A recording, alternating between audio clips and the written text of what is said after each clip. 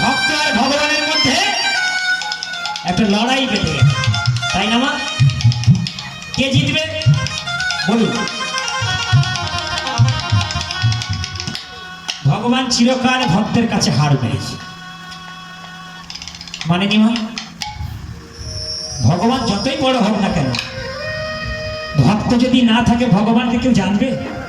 হ্যাঁ, এই যে আপনারা ভক্ত, আপনারা হরিনামের আয়োজন করেছেন বলেই ভগবানের নামের প্রচার হচ্ছে, তাই না বাবা? তাই ভক্ত হলো আসল, ভগবান তিনি সকলের উপরে,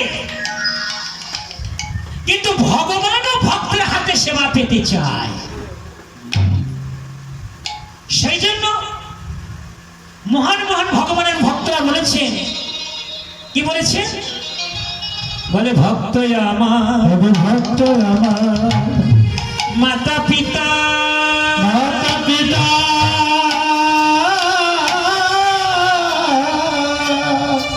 বলে ভক্ত আমার গুরু,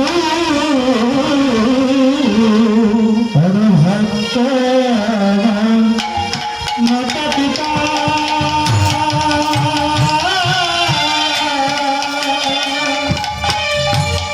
ভক্ত গুরু, আজি ভক্ত আমার মাতা পিতা,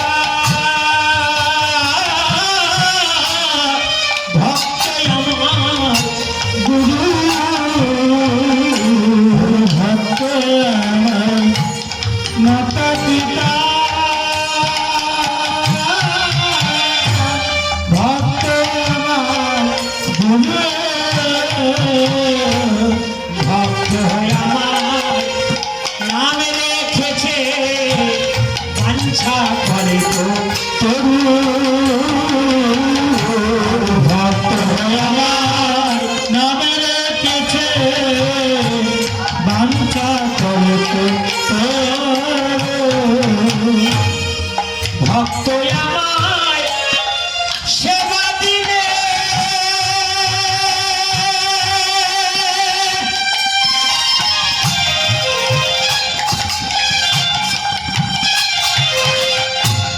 তবে সেবা পাই, ভক্ত সেবা নাহি দিলে আমি উপবাসে যাই, ভক্ত আমার সেবা দিলে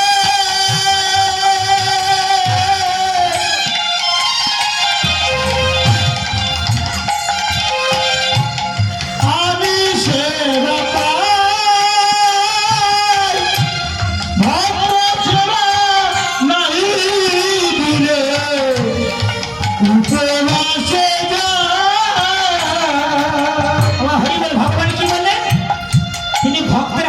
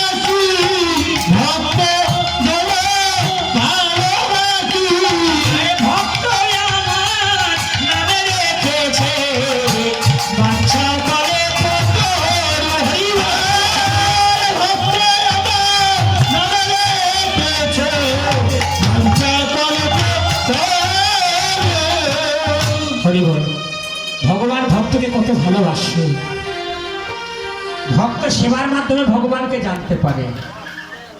ভক্ত নাম অভিজানাতি, ভক্ত আমাকে কিভাবে জানতে পারে? সেবার মাধ্যমে। প্রতিদিন সে ভগবানকে সেবা দেয়। এই আপনারা প্রতিদিন আপনাদের গৃহেতে কোনো না কোনো দেবদেবী তো আছে, তাদেরকে প্রত্যেকদিন সেবা দেন তো? ফল দিন, বাতাসা দিন, মিষ্টান্ন দিন, যাই দিন দেন তো? তার মানে ভগবানের সঙ্গে একটা সম্পর্ক তৈরি হচ্ছে না? যাকে প্রতিদিন নিজের হাতে খাওয়াচ্ছেন তার সঙ্গে একটা সম্পর্ক তৈরি হচ্ছে। আর সম্পর্ক তৈরি হলে আপনি যেমন তার জন্য কাঁদবেন, তিনিও কিন্তু আপনার জন্য কাঁদবে না? এটাকে বলে সম্পর্ক। তাই তিনি ভক্তের হাতে খাওয়ার জন্য কান্নার। তাই ভক্ত গোবিন্দ ঘোষ মহাপ্রভুকে বলছে, আমি যদি তোমার সেবা করে থাকি, তোমার ভক্ত হয়ে থাকি, আমিও প্রতিজ্ঞা করছি এক পক্ষকাল অর্থাৎ 15 দিনের মধ্যে আপনাকে অগ্রদীপের কাছে ফিরিয়ে আনবো।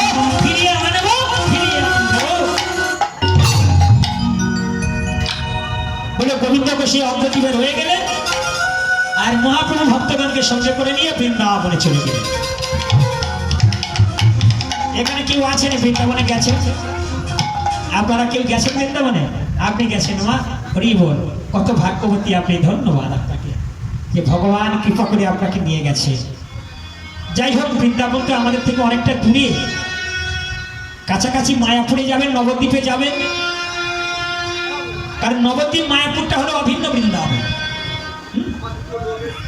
মহাপ্রভু যখন কলিকালে আসার আগে তিনি অনুভব করছেন যে কলির মানুষ তারা কি করে উদ্ধার পাবে, তাই আমাকে গৌর বরণ ধারণ করে আমাকে নবদ্বীপে অবতীর্ণ হতে হবে। কৃষ্ণ রাধারানী একসাথে ঘুমাচ্ছিল, হঠাৎ রাধারানী স্বপ্ন দেখছে যে কৃষ্ণ বিছানা থেকে উঠে ধুতি পরে উনি সসর করে চলে যাচ্ছে। পিছন থেকে রাধারানী উঠে গোবিন্দের ধুতির কাঁচাটা ধরেছে, বলে তুমি কোথায় যাচ্ছ?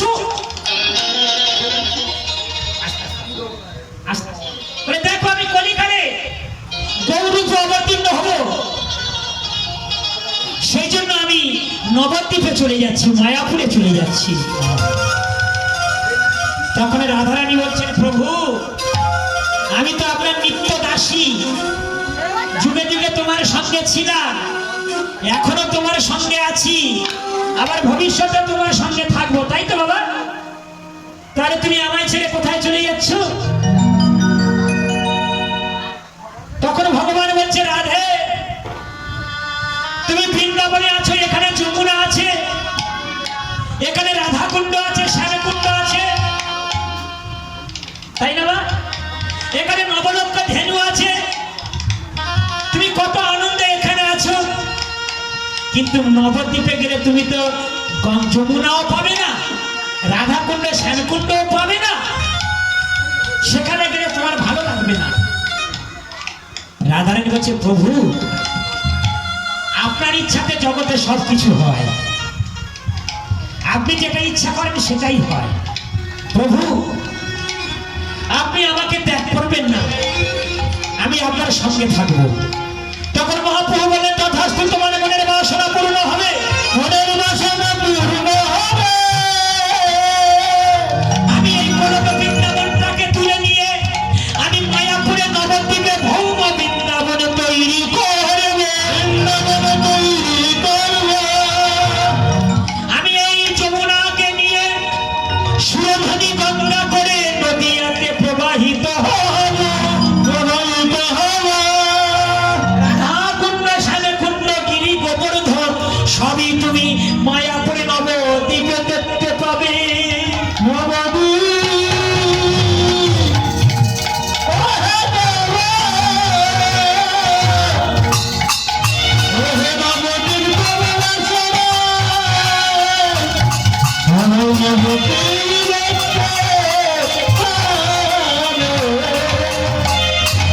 তাই যদিও রাধারানী হরিযুগে আসেনি, প্রতিটা যুগে দেখবেন, সত্য যুগে লক্ষ্মীনারায়ণ যুগলে ছিল, ত্রেতাইতে রামচন্দ্র সীতা যুগলে ছিল, তারপরে রাধা আর কৃষ্ণ যুগলে ছিল, কিন্তু কলিযুগে রাধারানী কোথায় গেল?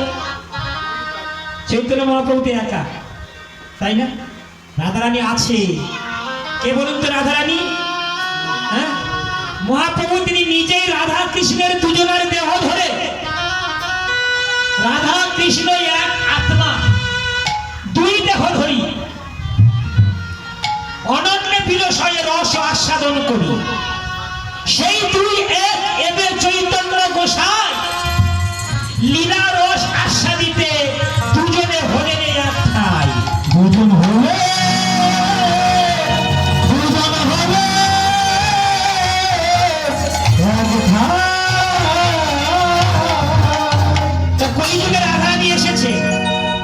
মহাপ্রভুর বাম দিকে যে গদাধর আছে, ওই গদাধর হলো রাধারানী স্বরূপী। গদাধর পণ্ডিত হলেন রাধারানী, সঙ্গ ছাড়া হয়নি, তবে অন্য রূপেতে এসেছে আর কি, তাই না মা? তাহলে ভগবান বৃন্দাবনে চলে গেল, আমরাও বৃন্দাবনে যাব কি? যারা বৃন্দাবনে যেতে পারেনি দুঃখ নেই, আমরা হরিনাম করতে করতে বৃন্দাবনে যেতে পারি, পারি না মা? ভজনের মধ্যে দিয়ে বৃন্দাবনে যাওয়া যায়, আবার সশরীরেও বৃন্দাবনে যাওয়া যায়। যাবেন বৃন্দাবনে? কারা যাবেন? হাত তুলুন দেখি। দেখেছেন, কেউ বাদ যাবে না, সবাই বৃন্দাবনে যেতে চায়। আপনি যাবেন না মা? তাহলে হাতটা তুলুন দেখি, বড় করে হাত তুলুন, আর কাছাকাছি সরে আসুন। অত দূরে থেকে ভালো আস্বাদন হবে না, সরে আসুন মা। এখানে কোনো ভয় নেই, লজ্জা নেই। ভগবানের ধাম মানে এটা বৃন্দাবন, এটা আজ কোনো পাড়া নয়, আপনাদের পাড়া নয়। যেখানে হয় হরিনাম সেটা বৃন্দাবন, যেখানে সাধুর আগমন ঘটে সেটা বৃন্দাবন, যেখানে তুলসীর ফুল থাকে সেটা বৃন্দাবন, তাই না বাবা? তাহলে চলুন আমরা বৃন্দাবনে যাই। আচ্ছা মা, বৃন্দাবনে গিয়ে কার নাম আগে শুনেছিলেন? জয় জয় রাধা রানী কি, তাই না মা? ওখানে সবকিছু রাধাময়, রাধার কৃষ্ণময়। দেখবেন ওখানে যদি কোনো স্কুল থাকে, সেই স্কুল কিন্তু রাধা কৃষ্ণের নামে। ওখানে যদি কোনো দোকান থাকে, সেটাও রাধা কৃষ্ণের নামে। দুঃখের বিষয় কি জানেন তো? আমাদের এখানে তার উল্টোটা। এখানে কেউ যদি দোকান করে, সে কি লিখবে? রাধা কৃষ্ণ তো নিতাই গৌরী লিখবে না, সে লিখবে তার বইয়ের নাম। এটা তার বইয়ের নাম করে রাধা রানী স্টোর্স না লিখে বলবে কি কি শ্যাম রানী কি মহারানী স্টোর্স। ওই জায়গায় যদি রাধারানী বা নিতাই গৌরের নাম লিখতো, ও প্রতিদিন দোকানে ঢোকার আগে বোর্ডটা চোখে পড়তো আর নিতাই গৌরের নামটা পড়তো, তাহলে নিতাই গৌরকে নিতাই গৌরকে স্মরণ হয়ে যেত, তাই না? এইগুলো বড় একটা ভুল। ছেলে মেয়ের নাম রাখতে হয় ভগবানের নামের সঙ্গে মিলিয়ে। আগেকার দিনে মায়েরা তেমনই নাম রাখতো না? গোবিন্দ, মধুসূদন, নারায়ণ, আবার মায়েদের নাম রাখতো লক্ষ্মী, সরস্বতী। এখন কিন্তু এসব পরিবর্তন হয়ে গেছে।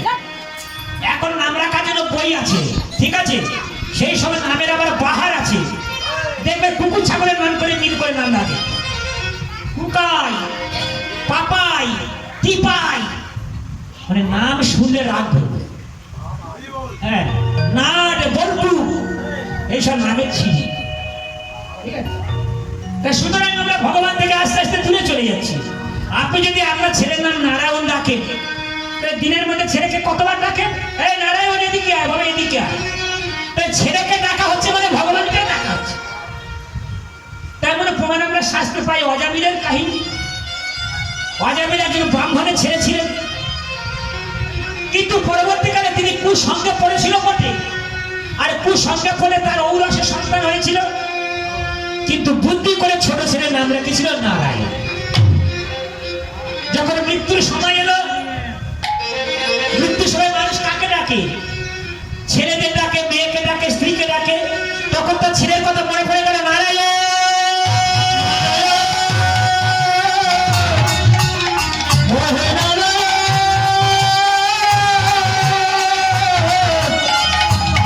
নারায়ণ।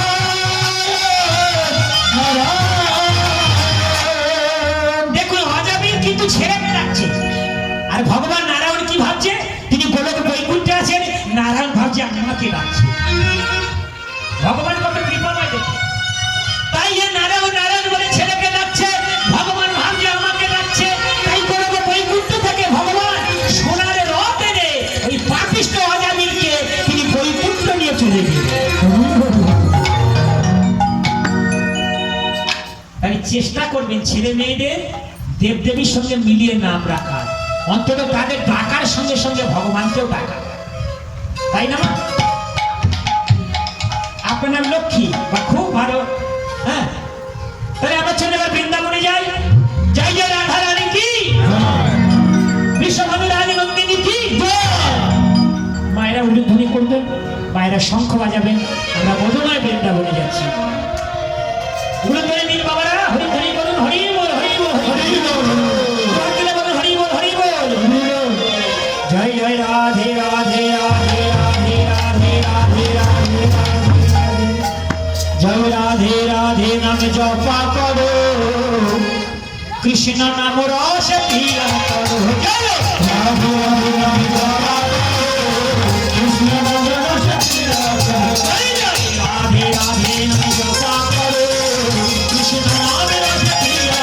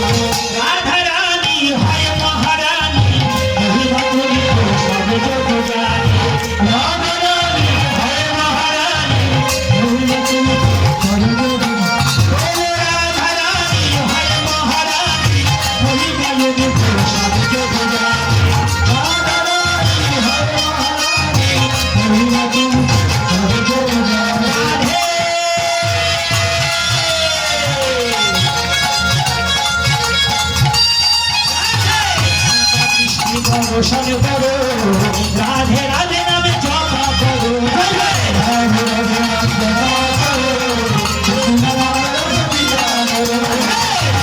কৃষ্ণ করো শরণ করো, রাধে রাধে নামে জপা করো, রাধে রাধে নামে জপা করো, কৃষ্ণ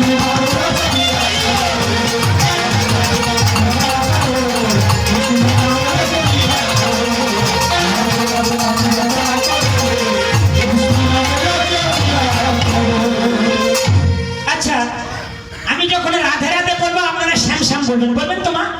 হ্যাঁ, জোরে বলবেন। আবার আমি যখন শ্যাম শ্যাম বলবো আপনারা রাধে রাধে বলবেন। কি বাবা, বলবেন তো? হ্যাঁ, জোরে বলো বাবা। আস্তে আস্তে আস্তে, ওরা কি বলছে আমি শুনতে পাচ্ছি না, কালা আছি তো। বলবেন তো বাবা, বলবেন তো? হরি বল, বলো রাধে রাধে রাধে রাধে শ্যাম শ্যাম, রাধে রাধে শ্যামে শ্যামে, শ্যামে শ্যামে, সবাই বলেছে মাসি, আপনি বলেছেন মাসি? হ্যাঁ বলুন, বলুন রাধে রাধে রাধে রাধে রাধে রাধে শ্যামে শ্যামে, শ্যামে শ্যামে,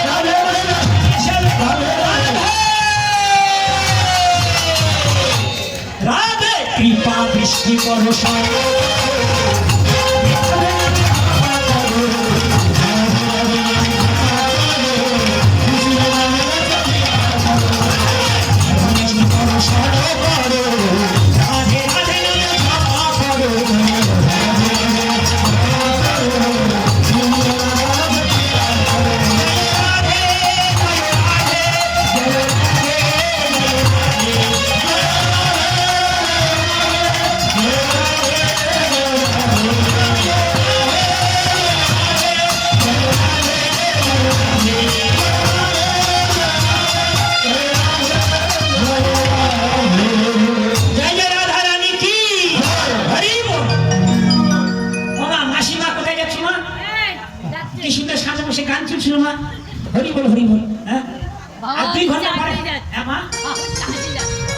ভগবান এক মিনিট ছুটি নিতে পারো কি না?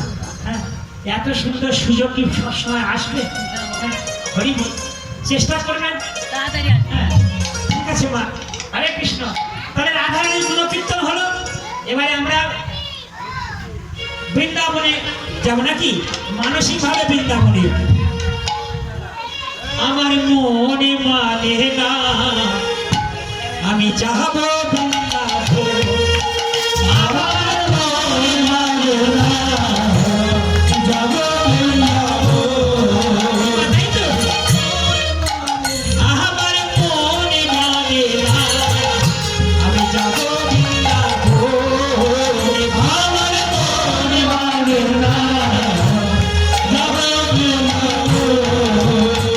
আচ্ছা, বৃন্দাবনে গেলেন, সেখানে গিয়ে কি দেখলেন? দেখে রাধা কুঞ্জ, শ্যাম কুঞ্জ, রাধা কুঞ্জ, শ্যাম কুঞ্জ, গিরি গোবর্ধন। আমার মন মানে না, যাবো বৃন্দাবন। আমার মন মানে না, যাবো বৃন্দাবন। কেশি ঘাট বংশীবর করিব দর্শন। কেশি ঘাট বংশীবর করিব দর্শন। সেখানে কেশি ঘাট বংশীবর করিব দর্শন। কেশি ঘাট বংশীবর করিব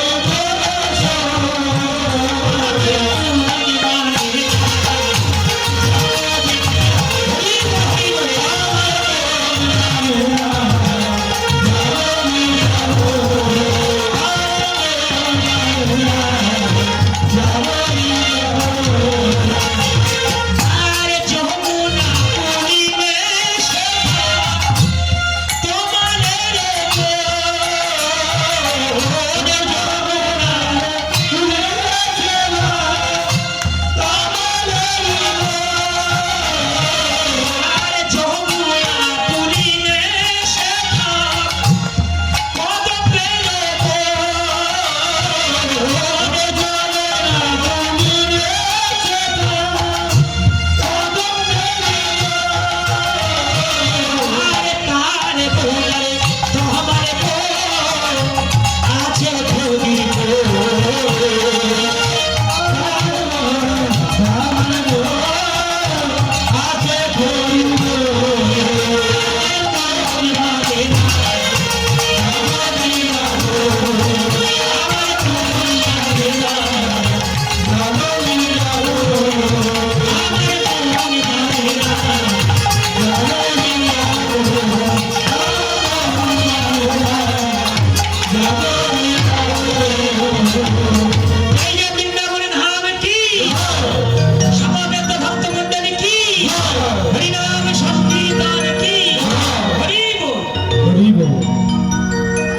ভগবানের নামে জয় দিলে জয় হবে, হবে না বাবা?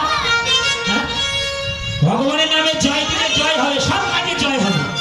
শুধু ভরসা রাখতে হবে যে ভগবান আমাকে রক্ষা করবে। তাই গোবিন্দ ঘোষ অগ্রদ্বীপে রয়ে গেলেন, আর ভগবান মহাপ্রভু বৃন্দাবনে চলে গেলেন। এবার গোবিন্দ ঘোষ কি করলো? কিছু লতা পাতা জোগাড় করে গাছের ডাল কেটে একটা পর্ণ কুটির তৈরি করে সেই অগ্রদ্বীপে আপনারা যাবেন। অগ্রদ্বীপে যমুনার পাশে সেই এখনো রয়েছে। হ্যাঁ, সেই গোপীনাথের সেই বিগ্রহ দর্শন করে আসবেন। ছোট্ট পর্ণ কুটির তৈরি করে তিনি ভগবানের সাধন ভজন করছে, গৌরাঙ্গের সাধন ভজন করছে। হে গৌরাঙ্গ, তুমি কত কৃপাময়, তোমার কৃপাতে আমি জগৎ চলছে। ভগবান কৃপা করে বলে সূর্যদেব সকালবেলা পূর্ব দিকে উদিত হয়। ভগবান কৃপা করে বলে নদীতে জোয়ার ভাটা খেলে। আর ভগবান কৃপা করে বলে আমরা হেঁটে চলি। নিজেদের খাদ্য খাবারের সংস্থান করতে পারি। এটা আপনি বিশ্বাস করুন আর নাই করুন, ভগবান আপনাকে খাওয়াচ্ছে, ভগবান আপনাকে পড়াচ্ছে, ভগবান আপনার কথা বলার শক্তি দিয়েছে। এই যে কথা বলছেন কার জন্য? আপনি যে বেঁচে আছেন তার অস্তিত্বের প্রমাণ কি?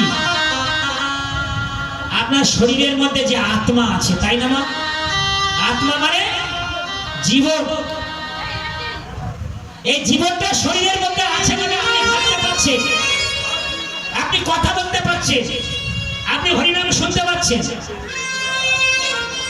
এই জীবন যদি শরীরের মধ্যে না থাকবে, যেদিন এই দেহ থেকে খাঁচা থেকে পাখিটা উড়ে চলে যাবে, সেদিন কি হবে? বলে শরীরটা মৃত বলে ঘোষণা হয়ে যাবে। আরে দেহের কি মূল্য আছে? দেহের মূল্য যে আত্মার মূল্য অনেক বেশি। তাই একজন মহান কবি লালন ফকির খুব সুন্দর দেহ তত্ত্ব বলেছে। কি বলেছে? বলে ওরে মন, খাঁচার ভিতর আছিন পাখি, পাখি কেমনে আসে যায়। খাঁচার ভিতর আছে পাখি কেমনে আসে যায়। দেহ খাঁচার ভিতর আছিন পাখি কেমনে আসে যায়। খাঁচার ভিতর আছে পাখি কেমনে আসে যায়। এই পাখিটাকে আপনি দেখতে পান? তারে ধরতে পারিলে মন বেড়ি, ধরতে পারিলে মন বেড়ি, দিতাম পাখি পায় কেমনে আসে যায়। ধরতে পারলে মন বেড়ি, ধরতে পারলে মন বেড়ি, দিতাম পাখি পায় কেমনে আসে যায়। আমি যদি পাখিটাকে দেখতে পেতাম, আমি দড়ি দিয়ে ভালো করে বেঁধে রাখতাম। পাখি কেমনে আসে যায়। আত্মঠারি নয় দরজা, মধ্যে মধ্যে ঝলসা কাঁটা। আত্মঠারি নয় দরজা, মাঝে মাঝে ঝড় কাটা। আত্মঠারি নয় দরজা, মধ্যে মধ্যে ঝলসা কাঁটা। আজ কোথায় নাই দরজা, মাঝে মাঝে ঝড় কাটা। আবার কারু করে সদের কোঠা, কারু করে সদের কোঠা।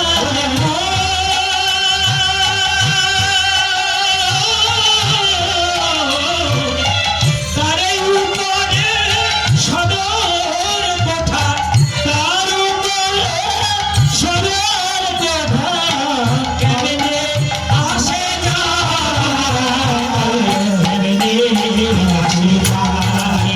দেহ খাঁচার ভিতরে আছে পাখি কেমনে আসে যায়। সব খাঁচার ভিতর আছে পাখি কেমনে আসে যায়। আচ্ছা বাবা, আপনি যে ঘরটা বেঁধেছেন কটা দরজা রেখেছেন? একটা দরজা দুটো জানালা, তাই তো? একটা ঘরে তার বেশি কিছু থাকে কি? কিন্তু আমাদের যে দেহ ঘরটা আছে এখানে কটা দরজা আছে জানেন? এক্ষুনি বললাম 8 কুঠারি 9 দরজা, 9টা দরজা আছে। এই দেহের মধ্যে 9খানা দরজা আছে। এইটা 9টা দরজার মধ্যে যে কোনো দরজা দিয়ে আমাদের এই প্রাণ পাখিটা উড়ে চলে যায়। সেই 9টা দরজা কোনটা কোনটা? বলে দিই বাবা, ভালো করে শুনে রাখো। চোখের দুটো দরজা, কানের দুটো দরজা, মুখের একটা দরজা, আর নাসিকার দুটো দরজা। কটা হলো? 7টা দরজা হলো। আর লিঙ্গের একটা দরজা, আর গুজ্জের একটা দরজা। এই হলো 9টা দরজা। তাহলে শরীর, এই শরীরের কোমরের উপরে আছে 7টা দরজা, আর কোমরের নিচে আছে 2টা দরজা, তাই না মা? তাহলে উপরে 7টা দরজা দিয়ে, অর্থাৎ চোখ, নাক, মুখ, কান দিয়ে যদি প্রাণবায়ুটা উড়ে চলে যায়, তাহলে ভাববেন আপনার গতিটা ভালো হয়েছে মৃত্যুর পরে। খুব মন দিয়ে শোনেন, খুব ভালো কথা, গীতার কথা। বাবা, আমি উল্টো পাল্টা কথা বলি না, আমি শাস্ত্রের বাইরে কোনো কথা বলি না। এগুলো আমাদের প্রত্যেকের বোঝা দরকার আছে। তাহলে উপর থেকে প্রাণবায়ু যদি চলে যায়, তাহলে মৃত্যুর পরে আমাদের গতি উপর দিকে হবে, ভালো জায়গাতে হবে। আর যদি নিচের দুটো দরজা দিয়ে প্রাণবায়ু উড়ে চলে যায়, তাহলে গতি কোন দিকে হবে? নিচের দিকে হবে। তাহলে উপর দিকে কি আছে বাবা? আমরা যেখানে আছি উপর দিকে আছে স্বর্গ আছে, স্বর্গের উপরে জনলোক, তপলোক, মহলোক, সত্যলোক আছে। মানে উপরের দিক থেকে দরজা ভেঙে যদি প্রাণ পাখি চলে যায়, তাহলে আমাদের উপরের দিকে গতি হবে। আর নিচে পাতাল আছে 7টা পাতাল, 7টা পাতালের নিচে আছে নরক। যদি প্রাণবায়ু নিচের দ্বার দিয়ে বেরিয়ে চলে যায়, তাহলে আমাদের গতি কোথায় হবে? নিম্নজনিতে হবে। অনেকে দেখবেন মৃত্যুর আগে বিছানায় শুয়ে শুয়ে, মৃত্যুর আগে বিছানায় শুয়ে শুয়ে পায়খানা করছে, বিছানায় বাথরুম সবই হচ্ছে, কত কষ্ট। আবার অনেকে দেখবেন চলছে ফিরছে, কথা বলতে বলতে বলতে হরি বল হয়ে যাচ্ছে। এগুলো কর্মের উপর নির্ভর করে বাবা। আপনি কর্ম যেমন করবেন, ফলটাও তেমন পাবেন। ভালো পড়াশোনা করলে রেজাল্টটা ভালো হবে, আর ফাঁকি দিলে রেজাল্টটা খারাপ হবে। একদম বাস্তব জিনিসদের বোঝার চেষ্টা করবেন। ভগবান মানুষ করে পাঠিয়েছে তার সেবা করার জন্য, কুকুর ছাগল করে অন্তত পাঠাই। আমাদের দিনে 24 ঘন্টা সময় ভগবান দিয়েছে। তাই 24 ঘন্টার মধ্যে যদি একটু চেষ্টা করি, আমি যে সময়টা তাস খেলে নষ্ট করি, সেই সময়টা বসে বাড়ি গীতা পড়বো। আমি যে সময়টা চায়ের দোকানে কথা বলে নষ্ট করি, সেই সময়টা একটু হরিনাম করবো। আমি যে সময়টা টিভি দেখে নষ্ট করি, সেই সময়টা একটু ভগবানের নাম করব। যে বলবে আমার সময় নেই, আমি বলবো তিনি সত্যি কথা বলছেন। সময় আছে, আমরা সময়টাকে ব্যবহার করতে জানি না। মানুষ নষ্ট হয় কিসে? সঙ্গের দোষে। কেউ যদি সাধু সঙ্গ করে, তার মধ্যে সাধুর ভাব আসবে আস্তে আস্তে। কেউ যদি চোরের সঙ্গ করে, তার মধ্যে চোরের ভাব আসবে। সৎ সঙ্গে স্বর্গবাস, অসৎ সঙ্গে নরকবাস। আমরা জানি, কিন্তু জানার পরেও আমরা ভুল করি। এই দিক থেকে সচেতন হতে হবে। আমরা একে অপরের প্রত্যেকে যদি সচেতন হই, তাহলে আমাদের সমাজটাও সচেতন হয়ে যাবে। হবে না বলো? প্রেম সে বলো রাধে রাধে। আগে নিজেকে ঠিক হতে হবে, তবে অপরকে বলা যাবে। নিজে যদি ঠিক না হই, অপরকে কোনোদিনই বলা যাবে না, তাই না বাবা? হ্যাঁ, ঠিক আছে। তাহলে আমাদের 9টা দরজার মধ্যে থেকে যে কোনো দরজা দিয়ে প্রাণ পাখি উড়ে চলে যেতে পারে। তাহলে আমরা এমন কর্ম করব না যাতে করে আমাদের নরকে যেতে হয়। সেই কর্মটা আপনারা করছেন, আমি খুব সন্তুষ্ট যে ভগবান আপনাদের বুদ্ধি দিয়েছে এই হরিনাম যজ্ঞের আয়োজন করার জন্য। চেষ্টা করবেন এই হরিনামটাকে ধরে রাখার জন্য। এটাই কলিযুগের ধর্ম। তাই গোবিন্দ বসে লতা পাতা দিয়ে তিনি একটা কুঠির তৈরি করলেন। সেখানে গৌর হরি নাম করছে, আর মনে মনে গৌর হরিকে ডাকছে, হে গৌর হরি, হে নিত্যানন্দ, তুমি কত করুণাময়। মম অন্তর মন্দিরে, অন্তর মন্দিরে, মম অন্তর মন্দিরে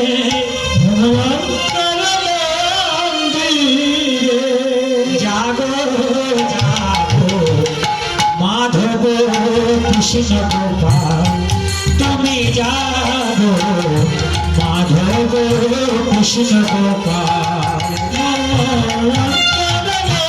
মন্দিরে অন্তর মন্দিরে জাগো জাগো মাধব কৃষ্ণ গোপাল তুমি জাগো মাধব কৃষ্ণ গোপাল